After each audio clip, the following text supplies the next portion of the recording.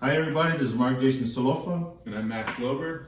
and we are here on behalf of the Art of Being a Gentleman. Today we're going to talk about something that's pretty fresh for both of us and probably the world actually, is the recent passing of Kobe Bryant and his daughter and those that were affected in the tragic helicopter accident. I guess the purpose of it is not so much to mourn like Kobe, Right. but to kind of show some honor and respect for what he's done, at least for us, Right. and then our community, in the barbering community, and how we can sort of apply some of what we've learned from him, the lessons he's taught us over the years of his life and his career, and how to become better versions of ourselves. Absolutely. Yeah, I know he definitely inspired me. As it all ties in terms of like our business is about like raising men into gentlemen, and I know Kobe Bryant taught me a lot about work ethic. Like that was the biggest one for me. Just his drive and the way that he made it acceptable to kind of shut off the rest of the world and focus on one thing. He was that guy for me. I looked at that and I was like, wow, like it is okay to do that. Because for years growing up, I thought I was weird because I was very one-track minded, and I just believed that just focusing on one thing was problematic. I thought I was not building myself enough. I didn't think I was going to be well-rounded. Yeah. But you look at a guy like that, he openly said all the time, like he only cared about basketball. Yeah. You know? Yeah. And that was really inspiring to see somebody that put all of his focus, mind, body, and soul into one thing and reap the benefits off of it, you know? Yeah, I got fortunate because I grew up in and been exposed to both eras of the Michael Jordan era and then the Kobe Bryant era, right? So me being slightly older than you, right? Kobe Bryant to your generation is what Michael Jordan was to my generation, Right. The arguments of who's the GOAT and who's the best to ever do it. And all generations will have their arguments. But having been fortunate to see both, I saw Michael, and he had a big influence on my life, the same way Kobe did with yours.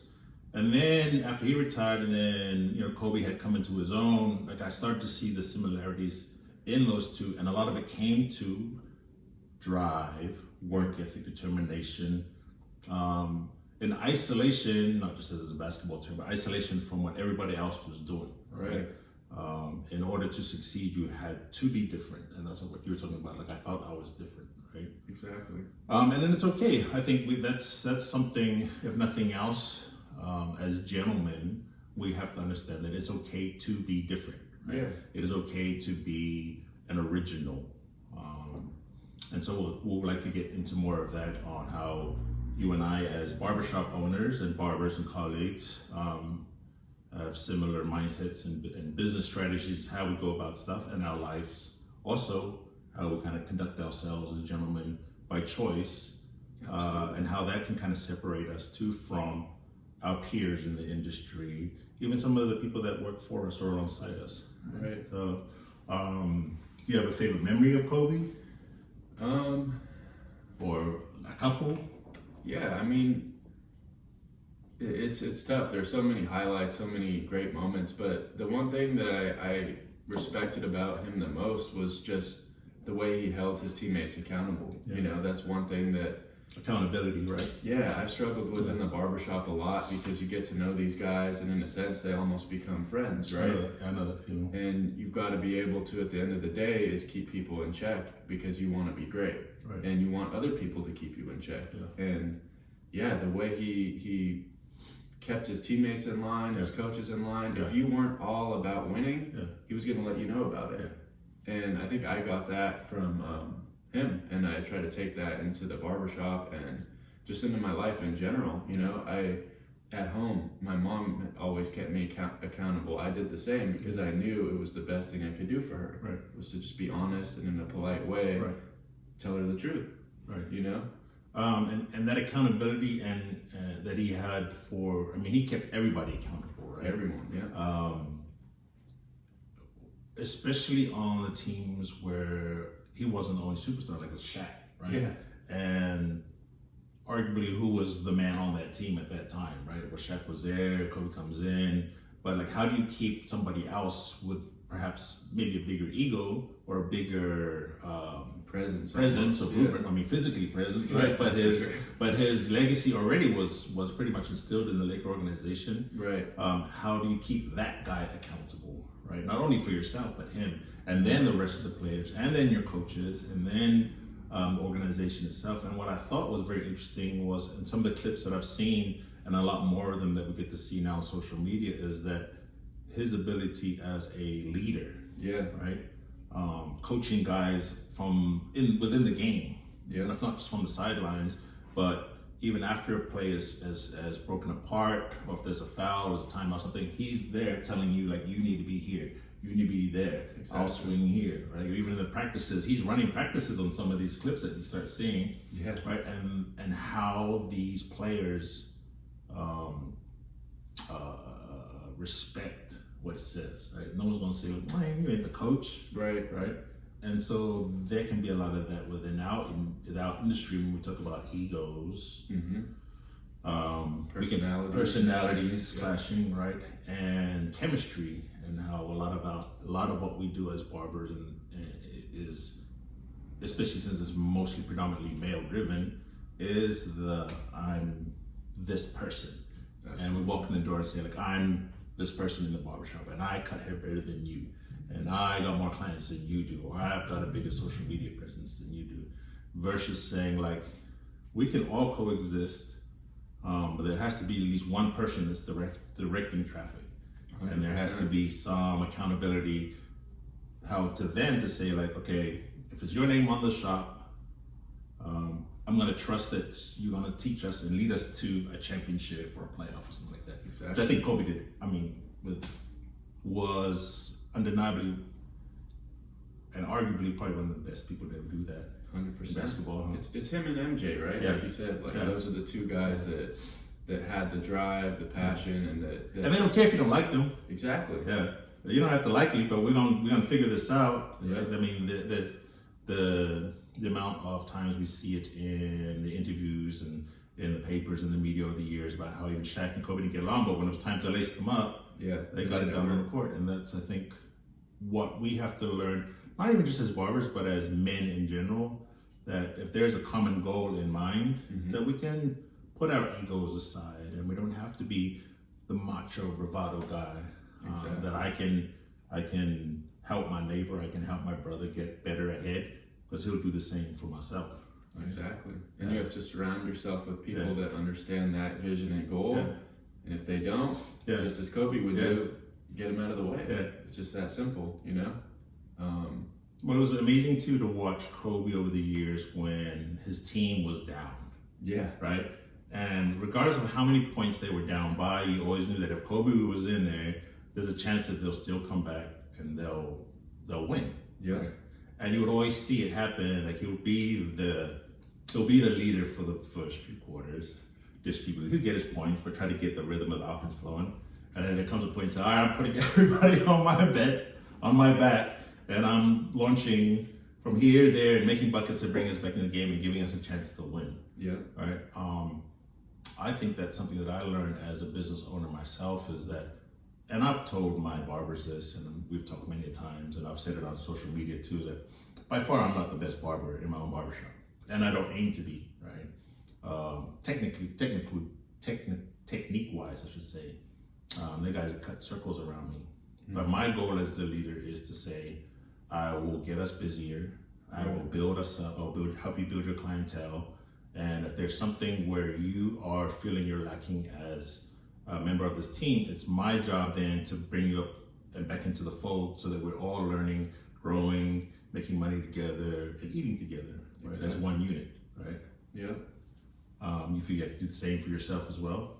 Yeah, absolutely. It's funny because we always like to make comparisons from sports to the barbershop, right? And it's like, they're almost synonymous, you know? They are, but I always feel like within my own shop, like, if you look at a sports team, like, I'm nobody out there on the court. Like, I almost feel like a coach or something like that, not necessarily a player. So it's interesting because you have your personalities, you have your stars, you have your barbers that cut really, really well and are a little bit more of a character and things like that. And I think you just have to navigate through that. You know, you have to help put people in a position to be successful, whether that's having a quiet barber next to a loud barber. That's probably a good mix. Sure. Because then the client that wants that human interaction is going to get that just by sitting next to him. Yeah.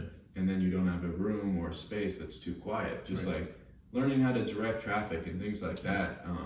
You played point guard, didn't you, in high school? I did, yep. So that comes almost natural to you, whether you understood that or not going into business. Right. Right, that you were the floor general. Yep. You were the coach. You were the coach on the court. And what type of point guard do you think I was? That's no surprise either. Was I just chucking up threes and stuff? No, I was pass first. Like Jason Williams, kind of? Like Jason Kidd, man. Jason Kidd? Passing the rock, hitting over threes. There you go. That's you knew what your strengths were, right? Exactly. Yeah. And that's what I'm doing right now. I'm just passing the rock, setting people up. Yeah, I couldn't shoot for nothing. I just used my athleticism when I was younger. So it was rebound, outlet, set screens. What were you, a 3 or 4? I was a 3. A 3, okay. But usually 6'5"? 6'3". Oh, really? Yeah. Look bigger. That's what it's the hat. Oh, okay. But it was always like, mind you what my role was. Like I wasn't out there to score. I couldn't shoot from outside. I could either only get the board and put it back up, or drive, or drive and dish. But I wasn't going to do more than I knew what I was capable of doing, right? I mean, occasionally as the big man, try to go out and shoot a 3, and then they tell you go right back down. They tell you go right back down to the post. But I knew what my purpose was. I knew what was going to be asked of me. Right. And I think a lot of times, not as players, but as barbers, or even just in life, we try to overextend ourselves to do more, to be more. Then we know what we're capable of doing, which is not a bad thing. No. But we have to go in with some kind of a plan, some kind of purpose and work ethic, which is what Kobe taught us, right? Absolutely. I mean, to go from a kid straight out of high school to an NBA champion multiple times, NBA All-Star multiple times, Dream Team, like the accolades and the Hall of Fame, like that didn't come from just showing up, right? And I was thinking about this yesterday, Max, and it was like opportunities that we were given. Like you and I were given very similar opportunities. We both went to barber school, right? We went to barber school with the same amount of probably people, all that were in there saying, I'm very passionate about barbering, that's why I became a barber. Want to open up a barber shop. I want to open up a barber shop one day, have my own barber shop. And the first few weeks, everybody's showing, and then over the course of time, barber school is about 9 months, we just kind of drop off, show up late. They're not keeping themselves accountable, right? And you and I use those same opportunities to say, I'm going to come every day, unless for some reason I can't. I'm going to do my book work. I'm going to do whatever is asked of me so that when I can get out of here, I'll do my time in barber school so that I can go into the next step, which would be working in a shop. Or, some people are able to open up their own shop right away. That's great. Same thing with Kobe. Like he came in from high school. He got opportunity to play and get drafted and then play in the NBA. As did many people in that draft class. Yeah. As did many before him and many after him. But the opportunities he took and the work ethic he took once he got that opportunity was like, I want to be the greatest to play this game. Yeah. And so he did everything he had to do, to stay very focused to be that person. Yeah. He worked out when nobody worked out, alone probably most of the time. There comes some sacrifice when you want to become the best version of yourself in anything. Right? Absolutely. And that's the story that people will tell, is that you didn't see Kobe out in Hollywood parties, or he was either at practice, at the game, and those are pretty much the only times you would really see him around LA. And LA is supposedly like you see everybody in party LA. Town, party town, but you didn't see that. Right. So opportunity, discipline. So the discipline, the work ethic, and having a purpose to what it is that you're doing, I think is vital for anything, no matter your career. Absolutely. As a man, you should have these core values built into you, and if you don't have them, like find a way to make those things happen for yourself. So if that means, like for Kobe, it was like, okay, at the end of the day, I came to practice, like that was his job, right? I came to practice, I came to the games. I'm not gonna kick it with everybody else after that. Yeah. Right? And I'm gonna go, and then I'm gonna go live my private life and do the other things that are important to me. And I'm still probably working on my game when you don't see me. But when I show up for work, I show up and I'm 100% accountable for myself I'll keep everybody else accountable, but I'm ready to go to work. One of those things is that you pretty much, just like me, like you do your business and then you stay with your family. Yeah. You spend a little time with friends and colleagues and whatever the case may be, but you get right back to it.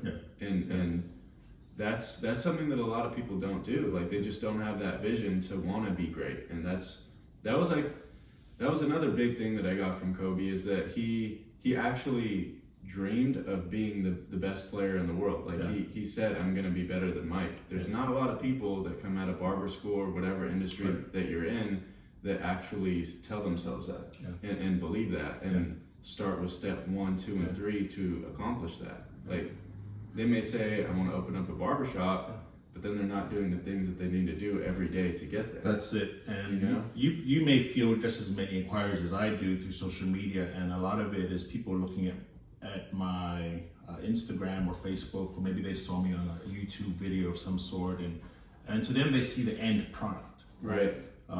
They see your end product, and so it's a disbelief sometimes that someone can go like from this is my dream to I want to do what MJ and Max are doing. And on a scale of barbering, you and I on the humble we're happy with where we're at. But there's bigger names and bigger shops, and but for what we do and for how we determine our success, it really comes down to doing what we enjoy, having time for loved ones, mentoring and training, and doing those things within the allotted 12 to 14 hours, however many days we work.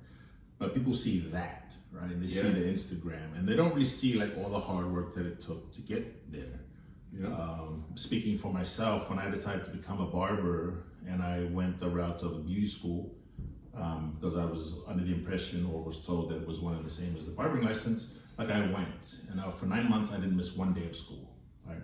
I showed up every day to the point where I even graduated early. And I earned extra hours because when I was at the school, after school got out, on this Paul Mitchell campus, I would grab the broom and I would sweep the entire clinic floor. I don't know how many square feet that is. It's a lot. But it's a lot, right? And they had a janitor service that comes in and cleans. But I would take the initiative as soon as we were done. I would go to the closet, get the broom, and sweep between all the stations, sweep the front, sweep the laundry room that was in the back, the wash house where they wash hair. I would do that every day, right? And not to cut you off, let me just say this real quick. That's what I'm talking about. I don't see enough people doing step 1, 2, and 3. Like they may say they want to be the best barber in the world and all that, but you don't see that type of behavior. So when people would ask me like, why do you do that? You know? And I said, because at some point, if I stay in this industry, in most places, that's what you're going to be expected to do as the lowest on the totem pole. They're not going to have you work on clientele. If you're an apprentice somewhere, you're going to have to sweep hair or wash color bowls or whatever it may be. So this won't be foreign to me when I get out. After doing it for 9 months. Now, I already had that kind of work ethic, but I wanted to make sure that taking a new sort of approach to it into this industry so that I wouldn't cut corners and I would be the best version of what I could be once I graduated. And the same applied when I went to the barber school program too. And then after that, on to the first shop and the second shop, and then when I opened up my own, like I'm not gonna ask someone to do something in the barbershop that I'm not willing to do myself. Right? Clean the toilets, do the laundry for the first several years. So probably like last year, I was doing all the towels myself. Like I would take them home, wash them, dry them, fold them. And a lot of that was just to remind myself that when I first started, I might have had in that first week 3 towels. Right? And then over the next few years, it got to like, this is a pretty laborious. But it's a reminder. Right? It's a reminder that nothing happens overnight. And if you put in the hard work like Kobe did, and you show up to the gym, you put in the reps, you put in the time, even when you're injured, you're playing, right? You don't miss a day, you will become great at something. Exactly. Matt Barnes told a story with Kobe about one summer he broke his right hand, and that whole summer he didn't miss a single day of working out, and he was in the gym practicing with them using his left. And that's when they knew, they're like, this dude's different, he's crazy. Not many people would do that. They would just take that time off and chalk it up. But you have to have that willingness to want to get better and work on little things, no matter what it is. Like I brought up this metaphor to my cousin the other day. We were talking about Kobe, and it was just like, the one thing he did is he made, they say in basketball, right? Make him feel you. You know, if you're out there, like at least throw some elbows, do something. Establish your presence. Establish a presence, exactly. And that's what we're trying to do in our industry. Maybe all this that we're doing is not going to work, but at least they'll know who you are, and they'll know that you put in that work. And I think it is going to work. But you're making the industry feel your impact. And that's well, what I it's think about. like there was an image too of Kobe with, and this, if this doesn't speak to anybody out there that's talking about like that wants to think of work ethic and dedication. There's that picture of him in Staples Center with his pajama pants on, right? His Lakers shorts over them, his hand in the cast, right? And I think he was at free throw line shooting. Lefty. Right? Yeah. So he's there when nobody else is there in his pajama pants. Like, who knows what ungodly hour that may be. And then there are stories where trainers get the call from him like, I need to go now. It could be like 3 in the morning or something, right? So our hope with this art of being a gentleman, right? We've talked about this, is not only just to try to inspire other men to become better versions of themselves through motivation and motivational content and through our discussions on what will be multiple issues. It really is something to look at for, it's applicable for anything, whether you want to be a barber, whether you want to start up your own business, food truck. If you start small, but you believe in it, right? Yeah. And you have your mantras in the morning, look in the mirror, like you're gonna be the best version of yourself today. Whatever it's gonna take for you to get there, it's attainable if you put in the work over time, right? Yeah. If you dedicate yourself to being the best version of yourself, not even just as an athlete or a barber, but as a man in general, right? And doing it with integrity. Integrity. That's the difference between just a regular man that's successful and a gentleman, honestly. Well, speaking of that, integrity, right? It's not a hidden fact that Kobe made some mistakes early in his career, right? And they can Google all of that for those that don't know. But that mistake darn near costed him his marriage. It costed him a lot of money in sponsorships, right? Fans, whatever comes along with a tarnished image of a franchise athlete. Correct, yeah. To go from success to what some would consider failure, to redeeming himself again, to becoming a great. Yeah. You know, that didn't come overnight, and not even just a great on the basketball court, but redeemed himself within his marriage. Yeah. Right. As a dad, I mean, the Kobe of retired years, and we've seen a lot of it too during his playing years, but the Kobe Bryant of his retirement years was all about his family, right? He was all about his wife. It was all about his children. It was all about his philanthropy and his businesses, right? Absolutely. So Kobe became the Kobe known today, and people around the world mourned him, right? Not just for being a great basketball player, but a good human being, because he made the effort to redeem himself from that. And we all have that. That's what made him so relatable, though, is because he wasn't like these superstars where all you see is, their rise to the top. Right. We saw this and we saw that. Yeah. We saw him come back and become a good family man and all of these things. And that's why I think we're here even talking about him. Exactly. Well, I mean, that's relatable to me, is that I saw this kid, and he was a kid, and we all make our mistakes as kids. I mean, we're not perfect. None of us as human beings are. And I says, man, we're bound to make our mistakes. Absolutely. If you haven't made one yet, I mean, hats off to you, but you will be. There's no guarantee. I mean, that's guaranteed. That is one guarantee that you missed it. But he went from his mistake, and he said, like, you know what? I'm going to fix this. Yeah. Right? And whatever he had to do to get there, he did it. To the point where many fans forgot that mistake had even happened, or that failure or that error of judgment had happened early in his career. Yeah. Right? He gained his sponsorships back and everything else that came with it. That I admire, because I'll tell you what, Max, at 50 this year, I made a lot of mistakes, man. I made a lot of mistakes. And I can look back now without regret, because they molded me to who I am today, right? Yep. They molded me from when I became a dad, and that's the reason I became a barber, was for my daughter, so I could spend more time with her after I got laid off from the banking industry. I was like, this is my focus. Right. I want to do this barbering thing because I want to be able to have free time to spend with her.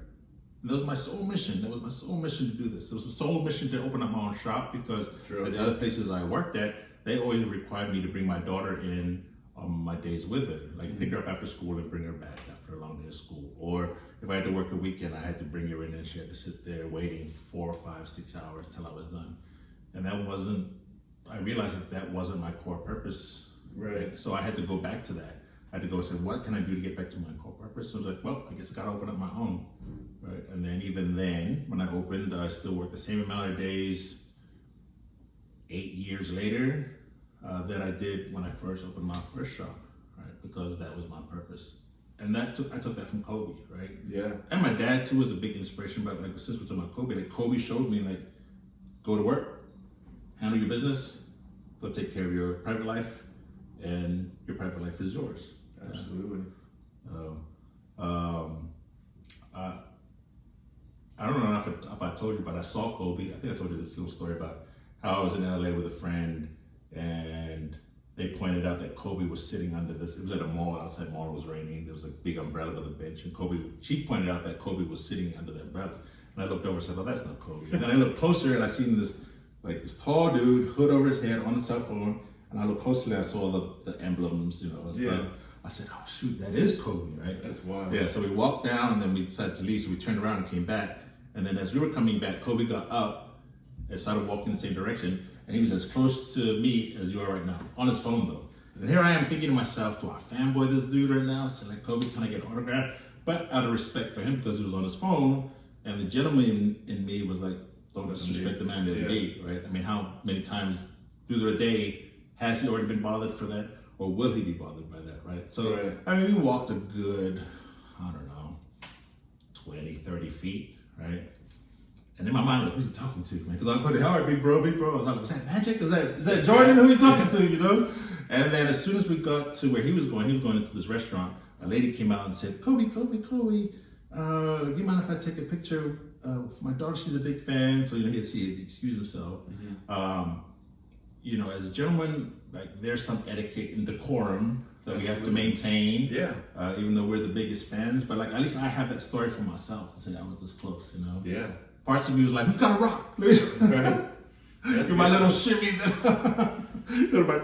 out of here with it. That's crazy. Yeah. That was in LA? I was down in LA. Yeah, just some weekend trip. I went down to LA to visit friends, and it was like right there.